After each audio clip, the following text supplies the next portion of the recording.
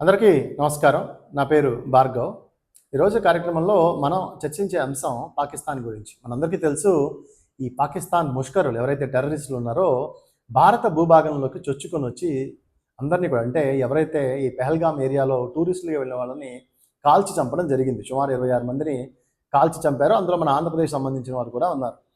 ఇది కాశ్మీర్ అనేది భారతదేశానికి ఒక దుఃఖదాయినిగా మారిపోతూ ఈ పాక్ ప్రేరేపిత ఉగ్రవాదులు ఈ కాశ్మీర్లో అంటే లోకల్స్ టెర్రరిస్టులతో సహకారంతో ఈ ఆపరేషన్ని చేయడం జరిగింది. ఎందుకు అనంటే ఇది చిన్న విషయం కాదు. ఇలా చేయటానికంటే ముందు సరిగ్గా ఒక 4 రోజుల ముందు పాకిస్తాన్ ఆర్మీ చీఫ్ కొన్ని వ్యాఖ్యలు చేశాడు. ఏమన్నాడు అంటే, మనం హిందువులకి మనకి చాలా తేడా ఉంది. వాళ్ళ ఆరాధనా పద్ధతులు కానీ ఆచార పద్ధతులు కానీ డిఫరెంటు. కాబట్టి మనం వాళ్ళని కేర్ చేయాల్సిన అవసరం లేదు, లేదా వాళ్ళతో స్నేహం చేయాల్సిన అవసరం అంతకంటే లేదు. అందుకోసమే మన దేశం మనం సృష్టించుకున్నాం. వాళ్ళతో మనకు సరిపడకే మన దేశం మనం సృష్టించుకున్నాం. కాబట్టి హిందువుల్ని ఎట్టి పరిస్థితుల్లో ఉపేక్షించకూడదు అని చెప్పి డైరెక్ట్గా పాకిస్తాన్ ఆర్మీ చీఫ్ ఈ వ్యాఖ్యలు చేశాడు. దీంతో ప్రపంచ దేశాలని కూడా ఒక్కసారిగా ఉలిక్కుపడింది. ఏంటి వీడు ఆర్మీ చీఫా, లేకపోతే ఒసామా బిన్ లాడెన్కి బ్రదరా అని. అంటే ఇంత ఘోరమైనటువంటి జాతి విద్వేషాలతో పాటు మతపరమైన విద్వేషాలు ఈ రకంగా చేయడం మొదలుపెట్టాడు. సో దీంతో ఇతను చేసిన 4 రోజులకే ఈ యాక్టివిటీ జరిగింది. ఈ పెహల్గామ్ అనే ప్రాంతంలో, మరో స్విట్జర్లాండ్ అంటారు, ఒక పర్యాటక ప్రదేశం. దీంట్లో అందరూ కూడా చాలామంది అక్కడికి వెళ్తూ ఉంటారు. సో వెళ్తూ ఉన్నప్పుడు సరిగ్గా ఒక 4 టెర్రరిస్టులు వచ్చి ఈ విధంగా పాయింట్ బ్లాంక్లో కాల్ చేయడం జరిగింది. ఒక మహిళ దగ్గరకు వచ్చి, ఒక మహిళ హృదయ విదారకంగా తన భర్త డెడ్ బాడీ దగ్గర కూర్చొని ఏడుస్తూ ఉంది. నన్ను కూడా చంపేయండి అంటే, మీరు మోడీకి వెళ్ళి చెప్పుకోండి అంటున్నాడు. అంటే ఏంటి, హిందువులు ఎవరు ముస్లిమ్స్ ఎవరు అని సెగ్రిగేట్ చేసుకొని ఇంకా కొంతమందిని బట్టలు విప్పదీసి చూసి మరీ చంపారు. అంటే ముస్లింలు ఎవరు, హిందువులు అని ఎవరు అని. సో అంటే ఇంత దయనీయంగా ఒక అనార్మ్డ్ పీపుల్ని వీళ్ళు ఎలా కాల్చి చంపారు లోకల్ సపోర్ట్ లేకుండా అనేది ఇప్పుడు క్వశ్చన్. లోకల్ సపోర్ట్ అంటే ఎవరు, సామాన్య ప్రజల కాదు, సామాన్య ముస్లిం ప్రజలు కూడా అక్కడ ఇద్దరు చనిపోవడం జరిగింది. సో ముస్లింలు ఎవరైతే ఉన్నారో అతను చాలా తీవ్రవాదులకు వ్యతిరేకంగా పోరాడి అతను చనిపోవడం జరిగింది. వాస్తవానికి లోకల్ ముస్లిం పోరాడాడు హిందువులను చంపద్దు అని. కానీ మరి ఎవరు సహకరించారు అంటే, ఎవరైతే ఈ తీవ్రవాద భావజాలానికి లోనై ఉంటారో అలాంటి వ్యక్తుల ఇళ్లలో వీళ్ళు ఆశ్రయాలు తీసుకొని పాకిస్తాన్కి సపోర్టెడ్గా ఉండేటువంటి తీవ్రవాదులు ఎవరైతే లోకల్గా ఉంటారో కాశ్మీర్లో, వాళ్ళ సపోర్ట్ తీసుకొని రెక్కి నిర్వహించి కాల్చి చంపారు. సో ప్రధానంగా ఈ కాశ్మీర్ విషయం మనకు తెలుసు. 1947 స్వతంత్రం రాకముందు, ఈ పార్టీషన్ జరగకముందు ఈ కాశ్మీర్ యొక్క చివరి రాజు హరి సింగ్ ఎవరైతే ఉన్నారో ఆయన భారతదేశంలో కలిపారు. పాకిస్తాన్ నుంచి ఒక ట్రైబల్ ఆయన్ని తరమడానికి వచ్చినప్పుడు, ఆయన చంపడానికి వచ్చినప్పుడు ఈ కాశ్మీర్ని భారతదేశంలోకి టెక్నికల్ కలిపాడు. సో లీగల్గా భారతదేశంలో కాశ్మీర్ వచ్చింది. కాశ్మీర్ భారతదేశానిదే కాదు అనే అధికారం ఎవరికీ లేదు టెక్నికల్గా. అందుకని వాళ్ళు కూడా ఏమీ చేయలేకపోతున్నారు. సో ఎవరైతే కొంతమంది ఈ పఠాన్ తెగలు కాశ్మీర్ నుంచి వచ్చారో వాళ్ళు ఏ భూభాగాన్ని అయితే ఆక్రమించారో ఆ భూభాగాన్ని పాక్ ఆక్యుపైడ్ కాశ్మీర్ అంటున్నారు. ఇప్పటికీ కూడా అన్యాయంగా మన భూభాగంలో వాళ్ళు ఉండి కాశ్మీర్లో కొంతమంది ముస్లిం యువతని ఈ ఉగ్రవాదం వైపు తీసుకెళ్లి రెచ్చగొట్టి ఈ పనులన్నీ జీవిస్తూ ఉన్నారు. దానికి తోడు ఇప్పుడు భారతదేశానికి సరైన ఉగ్రవాద చర్యలు చేస్తూ హిందూ ముస్లింల మధ్య డివిజన్ చేయాలని వాళ్ళ ఉద్దేశం. ఎందుకు హిందువులు ముస్లింల మధ్య డివిజన్ చేయాలి అంటే, వక్ఫ్ అమెండ్మెంట్ బిల్ని 2025ని భారతీయ జనతా పార్టీ తీసుకొచ్చింది.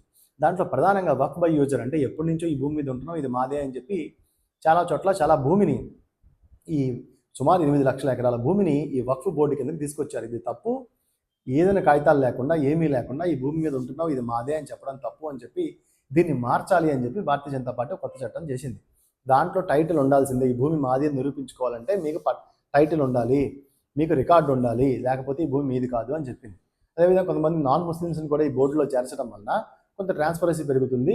అదేంటంటే ఎవరైతే ఈ భూమి మీద గొడవలు ఉన్నాయో, ఈ హిందువులు ముస్లిం లేదా ఈ భూమి మాది అని గొడవలు అనుకునే వాళ్ళు ఏదైనా సరే ట్రిబ్యునల్కి వెళ్ళాలి, కోర్టుకి వెళ్ళడానికి లేదు. ఈ వక్ఫ్ ట్రిబ్యునల్లో ఫైనల్ తీర్పు, కోర్టుకి వెళ్ళడానికి లేదు. కాబట్టి దీన్ని కూడా మార్చేసి కోర్టుకి అధికారాలు ఇచ్చింది. ఇది తప్పు, నిజంగా న్యాయం ఉంటే ట్రిబ్యునల్లే కాదు కోర్టులో కూడా తేల్చుకోండి అని. అదేవిధంగా ఏదైనా వక్ఫ్ భూమిని ఇతరులకు ఇవ్వాలి అంటే 5 సంవత్సరాలు ముస్లింగా ఉండాలని చెప్పింది. సో వీటన్నిటిని వ్యతిరేకిస్తూ గత కొన్ని శతాబ్దాలుగా ఎటువంటి టైటిల్ లేకుండా, ఎటువంటి రికార్డులు లేకుండా, పట్టా లేకుండా ఈ భూమి ఆదే అని వక్ఫ్ బోర్డు ఆధీనంలో ఉన్న భూముల్ని ఆ చెర నుంచి విడిపించినందుకు కక్షగా కుట్రగా ఈ రోజున దేశం మొత్తం రగిలిపోతాం.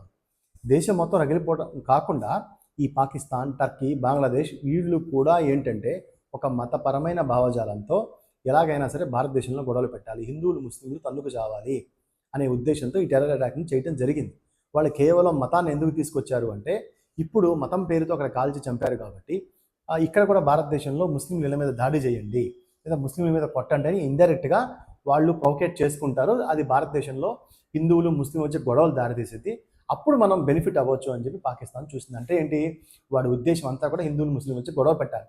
మనకి బంగ్లాదేశ్లో చూస్తే, ఇప్పుడు వెస్ట్ బెంగాల్లో చూస్తే, అంటే బంగ్లాదేశ్ని వెస్ట్ బెంగాల్ బోర్డర్ సరిహద్దులుగా చూసుకుంటే ఈ ముర్షిదాబాదు, మాల్డా ఇలాంటి ప్రాంతాల్లో బంగ్లాదేశ్కి ఎక్కువ సపోర్ట్ ఉంటుంది. సో అంటే బంగ్లాదేశ్ ముస్లింలు ఈ లోకల్గా చేరి అక్కడ గొడవ చేస్తూ ఉన్నారు. వాళ్ళు ఎవరు కూడా ఇండియన్ నేషనల్ కాదు, ఇండియన్ ముస్లిమ్స్ కాదు, బంగ్లాదేశ్ నుంచి వచ్చిన ఈ ముర్షిదాబాద్లో పెద్ద పెద్ద గొడవలు చేస్తున్నారు.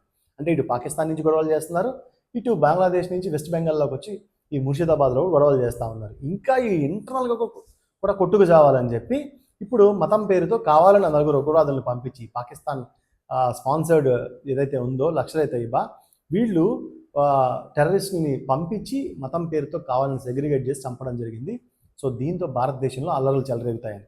సో ఇలా పాకిస్తాన్, బంగ్లాదేశ్, చైనా, టర్కీ ఇవన్నీ కూడా భారతదేశాన్ని ఇరుకున పెట్టాలి అని చెప్పి కేవలం ఒక చట్టాన్ని మార్చినందుకు, చట్టంలో ఉన్న లోటుపాట్లను మార్చినందుకు, నిజాలు ఏదైనా ప్రాబ్లం ఉంటే కోర్టుకు వెళ్తే కోర్టులో ఆర్గ్యూస్ జరుగుతున్నాయి. ఆల్రెడీ కోర్టు కూడా చెప్పింది ఎప్పటి నుంచో ఉన్న రికార్డ్స్కి డాక్యుమెంట్స్ ఎక్కడి నుంచో వస్తాయి అని అడిగింది. అదేవిధంగా ఒక వక్ఫ్కి ఇవ్వాలంటే 5 ఏళ్ళు ముస్లింగా ఉండాలి అని చెప్పి నువ్వు ఎలా నిర్ధారిస్తావు అని చెప్పింది. సో ఆర్గ్యుమెంట్స్ జరుగుతూ ఉన్నాయి. మనకు అయోధ్య కూడా ఇష్యూ జరిగినప్పుడు కోర్టే ఇన్వాల్వ్ అయ్యి తన 142 ఆర్టికల్ని ఉపయోగించి ముస్లింలకి నమాజ్ చేసుకోవడానికి ఒక 5 ఎకరాల మసీదు కట్టుకోవడానికి ఇచ్చారు. సో సుప్రీంకోర్టుకి లా మేకర్స్ చేస్తున్న చట్టాలని అవసరమైతే తిరగరాసే అధికారం కూడా ఆర్టికల్ 142 ఉంది. సో దాంట్లో భాగంగానే మన తమిళనాడు బిల్లు పంపించినప్పుడు తమిళనాడు రాష్ట్ర ప్రభుత్వం గవర్నర్కి బిల్లు పంపిస్తే దాన్ని ఆపుకొని కూర్చుంటే నువ్వు ఆ బిల్లును ఆపడానికి కుదరదు అని చెప్పి ఆ చట్టాలని పాస్ అని చెప్పేసింది. సో సుప్రీంకోర్టులో వాదనలు జరుగుతున్నాయి, హైయెస్ట్ బాడీలో వాదనలు జరుగుతున్నాయి. అయినా కానీ ఈ ఇంటర్నల్ గొడవలు తేవాలనే ఈ పాకిస్తాన్ కుటిల బుద్ధి ఏదైతే ఉందో దీనికి ఖచ్చితంగా బుద్ధి చెప్పాలి. కాకపోతే ఇక్కడ ఏమవుతుందంటే ఈ జూలై, ఆగస్టు వరకు అక్కడ మంచు బాగా పడుతుంది, మన కౌంటర్ ఆపరేషన్ చేయడానికి కుదరదు. అందుకని కార్గిల్ విషయంలో కూడా ఏంటంటే కౌంటర్ ఆపరేషన్ చేయడానికి 3 నుంచి 4 నెలలు పట్టిందనమాట. సో ఇలాగా పాకిస్తాన్ని అన్ని రకాలుగా మనకి లీగల్గా కాశ్మీర్లో అధికారం ఉన్నా సరే కావాలని గొడవ చేయటం, ఇబ్బందులకు గురి చేయడం, చైనాతో బంగ్లాదేశ్ని ప్రేరేపించేయడం అంతా జరుగుతుంది. కాబట్టి దీని కౌంటర్ అనేది చాలా క్లారిటీగా ఇవ్వాలి అని చెప్పి మనం కోరుకుందాం. మరొక వీడియోలో అసలు ఇప్పుడు భారతదేశం పాకిస్తాన్కి ఏ విధంగా కొన్ని కౌంటర్ అటాక్స్ ఇచ్చింది, అవి ఎంత కోలుకోలేని దెబ్బతీస్తాయో కూడా మనం చర్చిద్దాం. వరుసగా 2-3 వీడియోలు చేద్దాం. ఇది మొదటి వీడియో.